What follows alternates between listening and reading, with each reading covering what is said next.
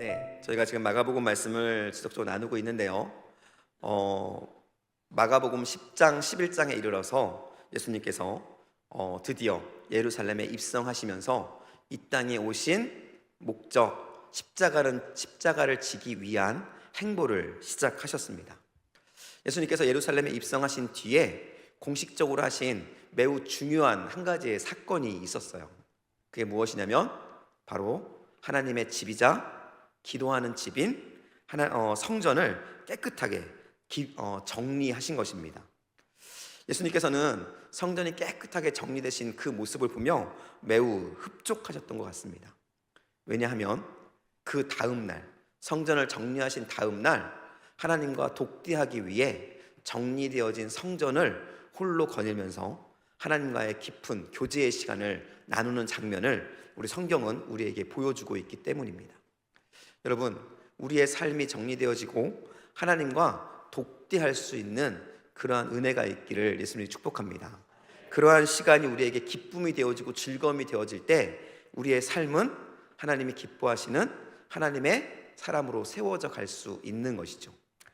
목사님도 마찬가지고 저도 종종 여러분들과 함께 나눌 때 분주함이라는 것이 결코 선한 것이 아니다라는 것을 말씀드렸습니다. 분주함은 죄입니다. 왜 그럴까요? 분주함은 하나님과의 관계를 깨트리는 가장 중요한 이유가 되기 때문에 그렇습니다. 만약 마음이 분주하거나 시간이 정리되지 않아서 시간이 분주하다고 한다면 여러분, 그런 것들을 잘 정리할 수 있기를 간절히 축복합니다. 그런 것들이 정리되어야 우리는 하나님과 함께하는 시간을, 그리고 함께하는 그 은혜를 누릴 수 있기 때문입니다. 예수님은 깨끗하게 정리된 성전에서 하나님과 독대하며 너무나 행복한 시간을 보내고 있었습니다. 그런데 이러한 예수님과는 다르게 한 무리의 사람들은 이런 예수님의 모습에 너무나 분노하고 있었어요. 그들이 누구일까요? 지난주에 함께 나누었던 바로 제사장들과 서기관들과 장로들, 당시의 종교 지도자들이었습니다. 그들은 예수님이 하신 그 일들로 인해서 본인들의 기득권을 빼앗겼다라고 생각했어요. 그리고 본인들의 권위에 흠집을 입었다라고 생각했습니다. 왜냐하면 성전을 관리하고 성전에서 하고 있는 일들을 허가하고 허락하는 것이 누구의 권위였냐면 바로 제사장들과 서기관들과 장로들의 권위였기 때문에 그렇습니다. 그런데 그 권위에 지금 예수님께서 도전한 거예요.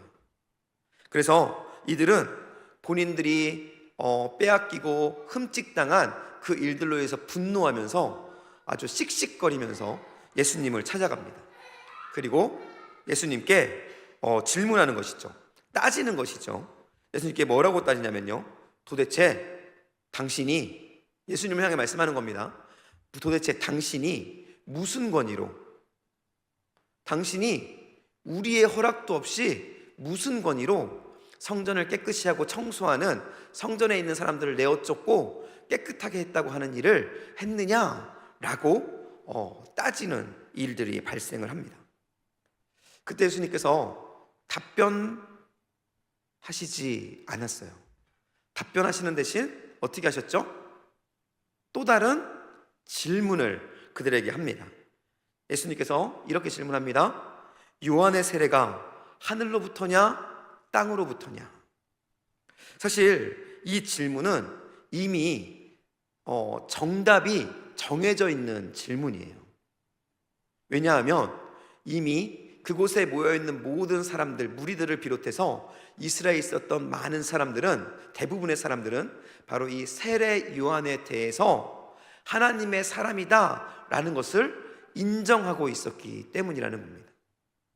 그렇기 때문에 예수님의 질문은 그들에게 세례 요한의 그 세례가 하늘로부터 온 것이다 라는 것을 확인시켜 주는 것이었어요. 그와 함께 또 한 가지 의미가 담겨 있는데요, 세례 요한이 인정한 내가 무슨 권위로 이런 일을 했겠느냐라고 그들에게 본인의 권위에 대해서 다시 확인시켜 주는 것이었다라는 것이죠. 예수님께서는 답변하지 않았지만 질문을 통해서 자신의 권위가 어디로부터 온 것인지에서 분명하게 질문했던 제사장들과 서기관들과 장로들에게 답변해주고 있었다라는 것입니다. 그리고 그와 함께 내가 바로 그런 하나님의 권위를 가진 자이니 너희가 어떻게 하라고요? 너희들의 생각을 내려놓고 하나님의 권위인 나에게, 예수님께 어떻게 해라? 돌아와라 라고 그들을 초청하고 있었다라는 것입니다. 그런데 지난주에 나누었던 것처럼 안타깝게도 예수님의 이 돌아오라는 초청에도 불구하고 종교 지도자들은 본인들의 기득권과 본인들의 권위를 지키기 위해서 예수님의 초청에 등을 돌리고 맙니다. 그들은 예수님의 초청을 받아들이지 않은 거예요. 그리고 그들의 권위의 근본이 되는, 두려워해야 될 하나님이 아니라 그들의 권위의 근본이 되어지는 사람들의 눈치를 보며 두려워하는 모습을 보여주게 되었다라는 것이죠. 예수님은 이러한 이 종교 지도자들의 모습이 너무나 마음 아파하셨던 것 같습니다. 왜냐하면 그들도 예수님께서 사랑하시고 구원하시는 하나님의 백성이기 때문에 그렇습니다. 그래서 그들을 주님께 돌아오게 하는 한 가지의 방편으로 그들의 정체를 적나라하게 표현하는 한 가지의 예화를 그들 앞에서, 그리고 그들이 두려워하는 백성들 앞에서 그들을 향해 종교 지도자를 향해 이야기합니다. 적나라하게 본인들의 모습이 드러남으로 인해서 그들이 부끄러움과 그리고 그들의 정체를 하나님께 올려드리고 주님께 돌아오기를 원하는 하나님의 뜻이 담겨 있었다라는 것이죠. 그 내용이 바로 오늘 우리가 함께 읽었던 12장의 본문 말씀에 나와 있는 예화입니다. 우리가 일반적으로 포도원의 농부 예화이죠. 이 예화는 이 예화는 한 농장 주인의 수고를 보여주면서 시작이 되어집니다. 우리 1절 말씀인데요, 함께 읽겠습니다. 예수께서 비유로 그들에게 말씀하시되 한 사람이 포도원을 만들어 산 울타리로 두르고 집자는 틀을 만들고 망대를 지어서 농부들에게 새로 주고 타국에 갔더니 라고 이야기합니다. 농장 주인이 포도원을 만드는 과정을 우리에게 보여줘요. 포도원을 만드는데요, 포도원을 만들기 위해서 본문에 나오진 않았지만 땅을 기경했겠죠. 땅을 기경하는 것은 매우 힘든 일입니다. 땅을 기경한 후에 아주 정성스럽게 포도나무를 심었습니다. 그리고 그 포도원을 보호해 줄 수 있는 울타리를 일일이 다 만들었어요. 그리고 이 포도원에서 나오는 그 포도를 통해서 포도즙을 만들 수 있도록 포도즙 짜는 틀도 힘들어 만들었습니다. 그리고 포도원을 지키기 위해서 망대도 세웠어요. 이 포도원을 위한 모든 조건, 포도원을 아름다운 포도원 농장으로 만들기 위한 모든 준비를 포도원 이 농장 주인이 아주 정성스럽게 감당하고 있는 모습을 먼저 우리에게 지금 보여주고 있는 것입니다. 그 이유가 무엇일까요? 그것은 바로 이 포도원이 상징하고 있는 이스라엘을 향한 하나님의 마음을 보여주고 있는 겁니다. 하나님은 이스라엘을 이렇게 생각하고 있는 거예요. 너무나 소중한, 꼭 지키고 싶은, 너무나 아름답게 열매 맺게 하고 싶은 그 나의 백성, 바로 그러한 모습으로 이스라엘 백성들을 포도원 농장을 가꾸는 농장 주인의 모습으로 표현하면서 그들에게 보여주고 있는 것이죠. 이렇게 사랑하는 포도원 농장을 포도원 주인이 떠나야 되는 상황이 갑자기 발생하게 됩니다. 그 이유에 대해서 나오진 않지만 멀리 타국으로 오랜 기간 동안 떠나야 되는 사건이 일어나게 되었어요. 그래서 농장 주인은 결단을 합니다. 이 농장을 가꾸어지고 이 농장의 소출을 거두고 이것으로 아름다운 열매를 거둘 수 있는 농부들, 소작농들을 택하고 그들에게 얼마간의 세를 받고 그들로 하여금 이 농장을 가꿀 수 있도록 해야겠다라고 결단을 하신 거죠. 그리고 그들은 농장 주인은 소작농을 구합니다. 그리고 그들에게 얼마간의 세를 바치고 그리고 이 농장을 잘 가꾸어 줄 것을 부탁하면서 그들에게 포도원을 맡기고 떠나게 되죠. 시간이 흘렀습니다. 시간이 흘러서 추수 때가 되었고 이제는 주인이 소출의 일부를 새로 받기 위해서 종을 그들에게 보내게 됩니다. 그러면서 이 포도원 농장 주인은 어떤 생각을 했을까요? 성경 본문에는 나오지 않습니다. 우리가 한번 상상을 해보는 겁니다. 여러분이 이러한 마음으로 아름답게 꾸민 포도원의 주인이에요. 그리고 그 멀리 떠나야 되는 상황 속에서 이 소중한 포도원을 누군가에게 사람들에게 맡겼습니다. 그리고 때가 되어서 이제는 그곳을 다시 방문할 수 있는 기회가 주어진 거예요. 여러분 어떤 마음으로 그곳을 방문했을까요? 아마 이 농장 주인은 아름답게 가꾸어주고 있는 포도원에 대한 소식을 꿈꿨을 것입니다. 그리고 풍성한 소출로 인해서 많은 세를 받을 수 있을 것을 아마 기대했을 거예요. 이러한 마음으로 종을 보내고 그 종을 기다리고 있었습니다. 그런데 돌아온 종을 통해서 받은 그 결과는 너무나 당황스럽고 너무나 안타까운, 마음을 아프게 하는 결과였다라는 것이죠. 왜냐하면 농장의 소출, 세를 받기 위해서 보냈던 그 많은 종들이 바로 농장을 경험했던 그 소작농들에 의해서 맞기도 하고 상처를 받기도 하고 능욕을 당하기도 하고 때로는 심지어 죽음을 당해서 돌아오는 일들이 발생했기 때문이라는 것이죠. 우리 3절로부터 5절의 말씀입니다. 함께 읽을까요?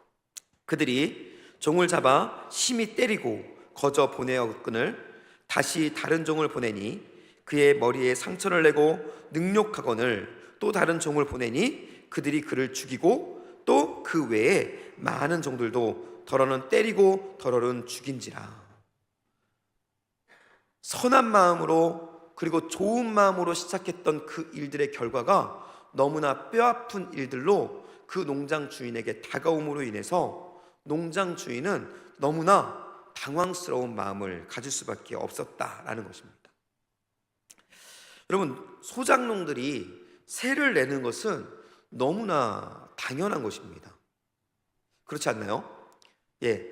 우리가 월세를 살면 당연히 월세를 내야 되죠.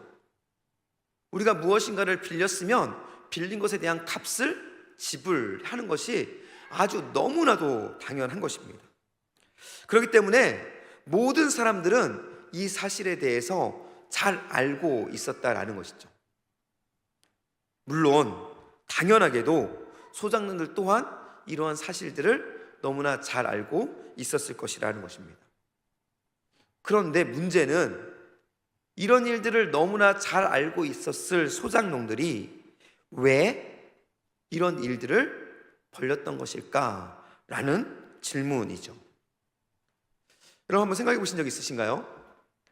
소작농들이 왜 주인이 보낸 종을 때리고 능욕하고 죽이고 하는 정말로 상식적으로 이해되지 않는 그 일들을 한 것일까? 그 일에 대한 답은 너무나 간단한 거였어요. 그것은 바로 이 소작농들이 자신들의 신분, 자신들의 위치를 망각했기 때문입니다. 자신들이 포도원의 주인인 것처럼 착각에 빠졌기 때문에 그래요. 일본 속담에 이런 속담이 있습니다. 거짓말은 그것이 진실이 될 때까지 계속해라 라는 속담이 있어요. 이 말이 무슨 말이냐면요, 거짓말을 듣고 계속 듣다 보면 그것이 진짜인 것처럼 착각하게 되는 현상을 이야기하는 것입니다. 이들이 반복적인 한 가지의 사건을 통해서 포도원을 내가 가질 수도 있겠구나 라는 착각을 하게 되었고, 그리고 그 착각이 이들로 하여금 너무나 당연한 것을 당연하지 않게 만들어버리는 죄악 가운데로 빠지게 만들었다라는 것이죠. 그것이 무엇이었을까요? 이들이 처음 농장 주인으로부터 포도원을 경작받도록 허락받았을 때 그들은 그 농장 주인에게 매우 감사했을 것입니다. 왜냐하면 당시엔 소작농으로 무엇인가 소출을 얻고 그것으로 인해서 먹고 살 수 있는 그 자체가 너무나 감사한 일이었기 때문입니다. 그렇기 때문에 그들은 그 일들로 인해서 감사함을 표현하고 너무나 기쁜 마음으로 그 일들을 감당하기 시작했을 거예요. 그런데 시간이 지나면서 무르익는 열매를 보면서 그들은 그 소출에 대한 욕심이 생기기 시작했습니다. 세를 좀 적게 주고 싶다. 세를 주지 않으면 안 될까? 이것을 내가 다 가질 수 있으면 얼마나 좋을까? 이게 우리들의 욕심이지 않습니까? 이러한 욕심들이 그들의 마음을 지배하기 시작했다라는 것이죠. 그런데 마침 그럴 때 주인이 보낸 종이 세를 받기 위해 도착한 것입니다. 그때는 그저 그들의 마음들을 그냥 한번 표현하기 원했던 거예요. 그냥 가벼운 반항 정도를 한 거예요. 그냥 우리가 이런 마음입니다. 세를 좀 조금만 줄 수 있게 해주면 안 될까요? 라는 그런 반항, 그런 것들이 그 안에 담겨 있는 작은 반항으로 종들을 때리고 보냈던 것이죠. 그런데 그런 반항에도 불구하고 소작농들은 아마 두려웠을 것입니다. 보내고 나니까 현실이 보이는 거예요. 본인들의 정체성이, 본인들의 신분이 뭐라고요? 소작농. 주인이 반발하면 본인들이 가지고 있는 모든 것들을 빼앗길 수 있다라는 것이죠. 그것을 깨닫게 되자 그들은 현실을 깨닫고 내가 미쳤지, 내가 왜 이런 일을 했을까? 라며 후회하면서 아마 떨고 있었을 것입니다. 그런데 농장 주인의 반응이 좀 의외였어요. 이런 일을 당하면 여러분은 어떻게 하시겠습니까? 만약 저라면 아마 당장 불호령을 내면서 그들에게 무엇인가 그거에 대한 응당한 대가를 치를 수 있도록 만들었을 거예요. 그런데 이 포도원 농장 주인, 이 농장 주인은 의외의 반응을 보여요. 강력한 어떠한 일들을 그 소작농들에게 감당한 것이 아니라 그저 아무 말 없이 또 다른 종을 보내면서 세를 받아오도록 그에게 시킨 겁니다. 그들은 이 농장 주인의 침묵을 이해하지 못했어요. 이 침묵은 강한 경고였습니다. 그런데 이 소작농들은 겉으로 보이는 것에 너무나 익숙하다 보니까 그들은 결국 농장 주인의 마음이 아닌 그냥 그 농장 주인의 반응에 눈이 멀기 시작했습니다. 그러자 그 소작농들의 마음속에 이런 마음이 들기 시작한 거예요. 우리가 좀 더 강력하게 반응하면 혹시 조금 더 좋은 것을 얻지 않을까?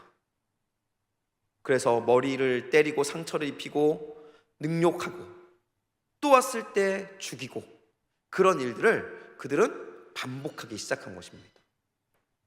이런 일들이 반복되자 그들은 한 가지 착각에 빠지기 시작했어요.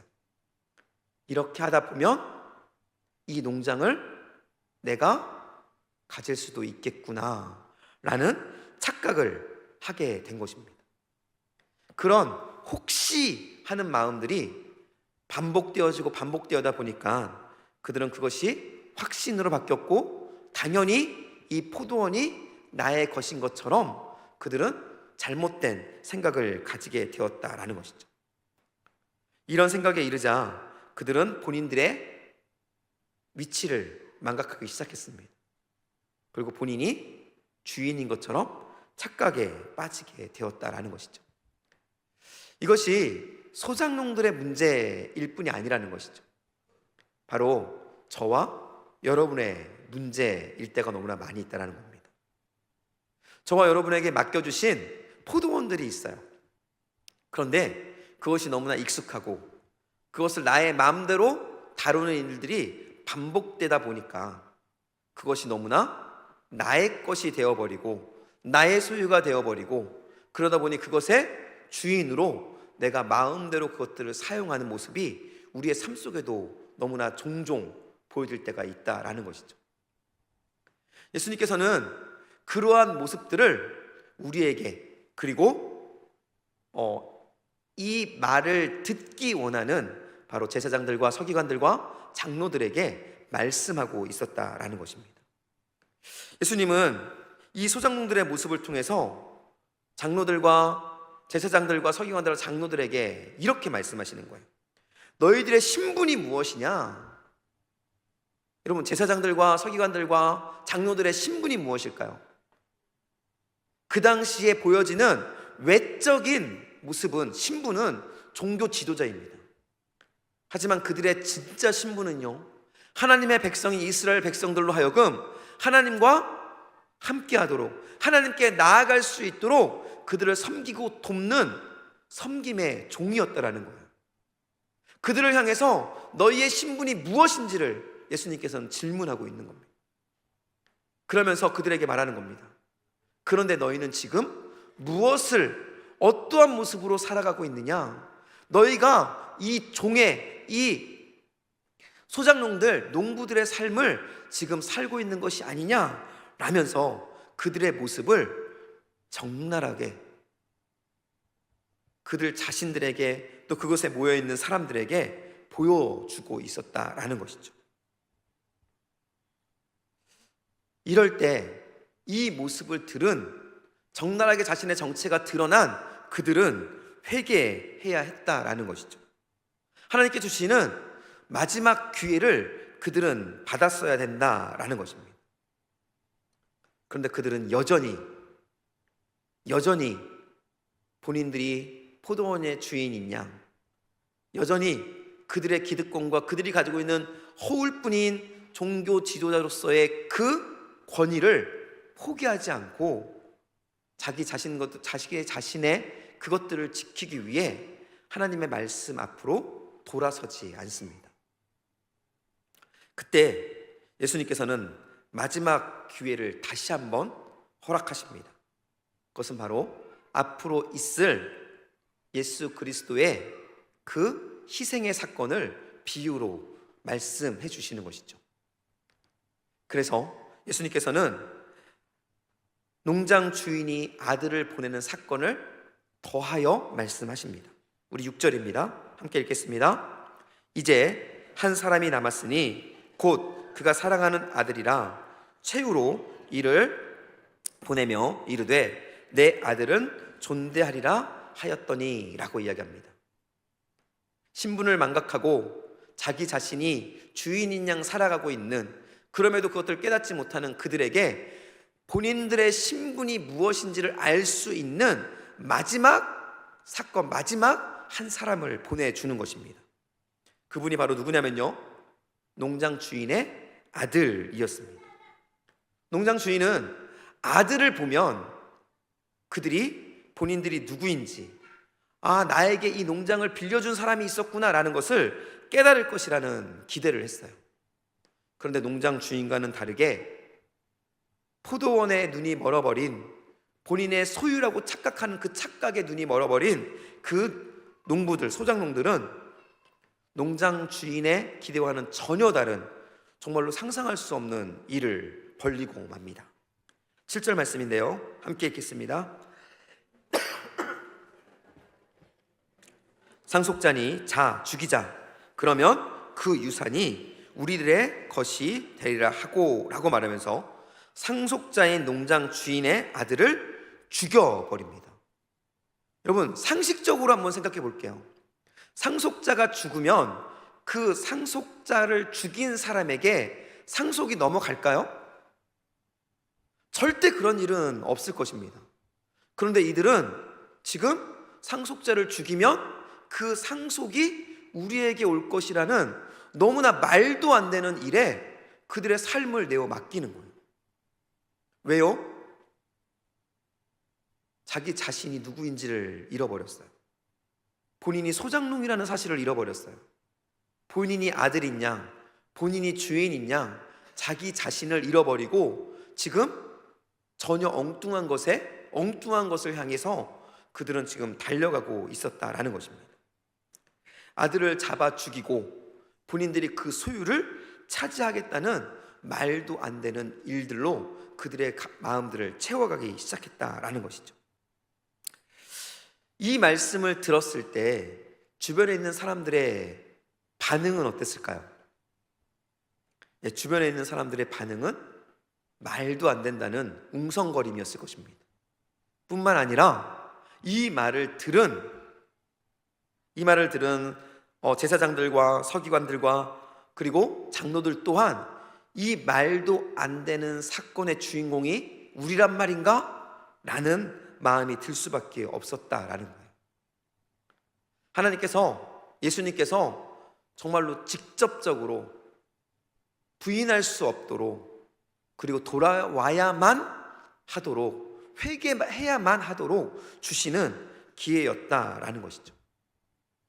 그런데 이 얼토당토안한 일들을 제시했음에도 불구하고 제사장들과 서기관들은 예수님께 돌아가기를 선택하지 않습니다. 강팍한 마음, 그리고 그들의 마음을 사로잡고 있는 바로 자기 자신의 주인됨과 욕심이 예수 그리스도의 말씀에 반응하지 못하도록 만들어 버렸기 때문이죠. 여러분, 저는 저와 여러분에게 하나님이 말씀하실 때 그 말씀에 반응할 수 있는 은혜가 있기를 예수님의 이름으로 아주 축복합니다. 여러분, 이 종교 지도자였던 바리새인과 서기관들과 장로들의 문제는 죄를 지은 것이 아니에요. 누구든 죄를 지을 수 있습니다. 저와 여러분도 죄 중에 살아가는 인간일 뿐이죠. 그런데 이들의 문제는 하나님께서 기회를 주셨는데도, 돌아올 기회를 받았음에도 불구하고 그 받은 기회를 그들이 거부해 버린 것입니다. 하나님께서는 우리의 삶 가운데 우리의 죄가 보여졌을 때 그 죄 가운데서 돌아올 수 있는 기회를 반드시 허락하십니다.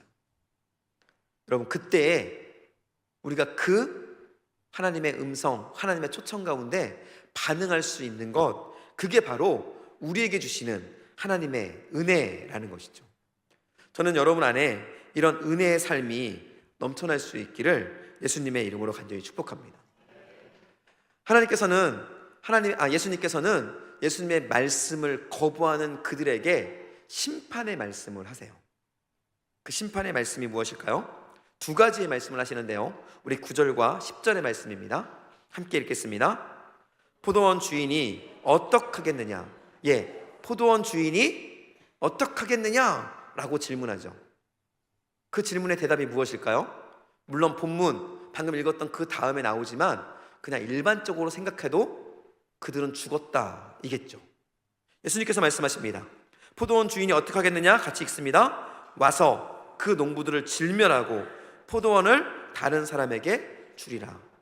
그들은 그렇게 지키기를 원해서 예수님의 말씀을 거부했던 그 소중한 그들의 것들을 모두 잃어버리는 상황에 놓이게 될 것입니다. 그리고 그들은 사망의 종노릇 하는 인생이 될 수밖에 없다라는 것이죠. 그리고 그와 함께 또 한 가지의 선포를 하시는데요, 10절입니다. 너희가 성경의 건축자들의 버린 돌이 모퉁이의 머릿돌이 되었나니 라고 말하면서 너희들이 하는 그 일의 결과는 새로운 하나님의 은혜의 시작일 뿐이다 라고 말씀하세요.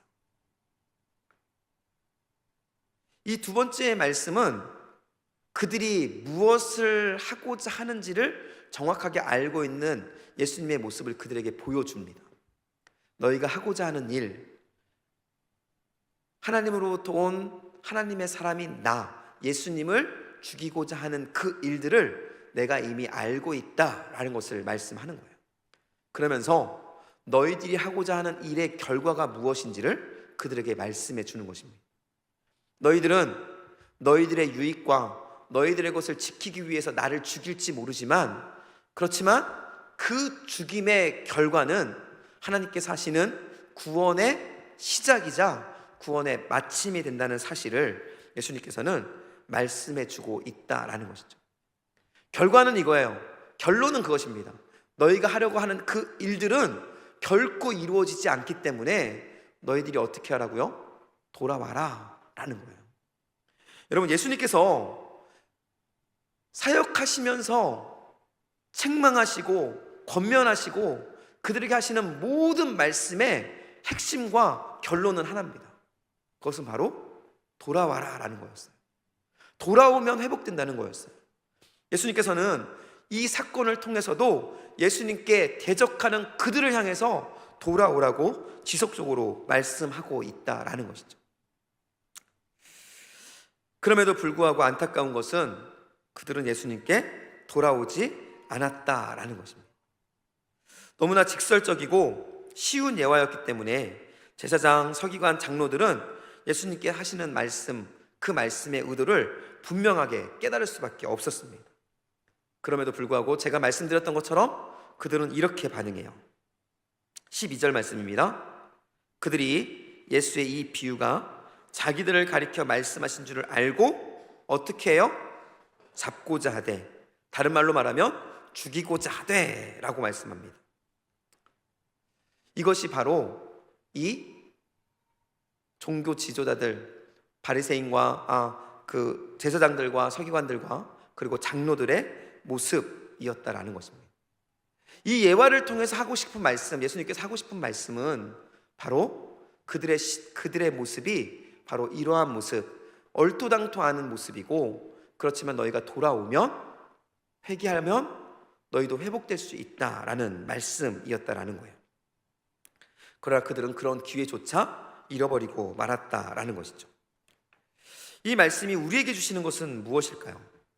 그것은 바로 저와 여러분들도 이 종교 지도와 같은 삶을 살아가고 있다라는 것을 보여주고 있는 것입니다. 여러분, 우리에게 맡기신 포도원이 있습니다. 무엇일까요?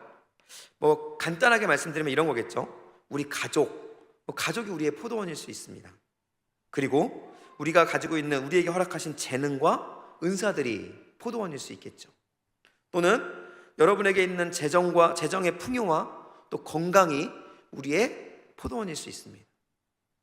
더 나아가서는요, 우리에게 주신 이 아름다운 공동체, 낙원 공동체가 바로 우리에게 주신 포도원일 수 있어요. 여러분, 이 포도원을 우리가 어떻게 대해야 하는가라는 것이죠. 만약 우리가 이것이 나의 소유인 양, 그것을 나의 소유로 대하기 시작하면, 나의 것으로 대하기 시작하면 우리는 하나님께 영광을 돌리는 삶을 사는 것이 아니라 바로 오늘 본문에 나오는 제사장과 서기관들과 그리고 장로들과 다를 바 없는 그러한 삶을 살게 될 뿐이다라는 것입니다. 그렇기 때문에 우리가 어떻게 하라고요? 우리에게 주신 것들이 누구의 것임을 인식해야 될까요? 바로 하나님께서 주신 것이라는 사실을 우리는 인식해야 된다라는 것입니다. 여러분 자신도 누구의 것일까요? 하나님의 것입니다. 여러분의 가정도 하나님의 것이죠. 여러분에게 허락된 여러분의 자녀들도 하나님의 것입니다.